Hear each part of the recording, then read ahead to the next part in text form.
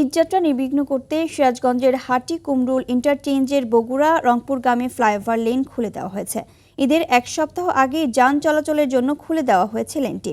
এতে কোনো প্রতিবন্ধকতা ছাড়াই রংপুর বিভাগের ৮ জেলার যানবাহন এই মোড় পাড়ি দিতে পারবে। সিরাজগঞ্জ প্রতিনিধি আশরাফুল ইসলামের পাঠানো তথ্যচিত্রে বিস্তারিত জানাচ্ছেন সাকিব আল হাসান। রাঁধুনি কালাভুনা মশলা থাকলে আসল কালাভুনা রান্না কোনো ব্যাপারই না। রংপুর বিভাগের ৮ জেলার প্রবেশদ্বার সিরাজগঞ্জের হাটি কুমরুলের এই গোলচত্বর। ঈদ এলেই কয়েক গুণ বেড়ে যায় গাড়ির চাপ, সৃষ্টি হয় দীর্ঘ যানজট আর চরম ভোগান্তি।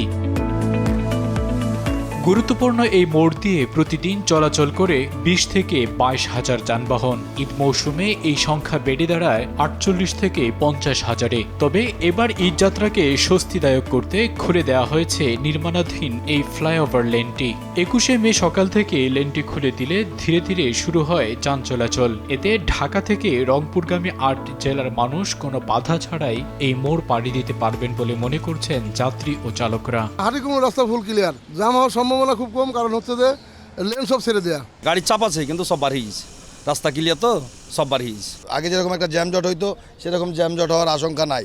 যদি একটা ট্রাফিক সার্জন থাকে আরও ক্লিয়ার থাকবে।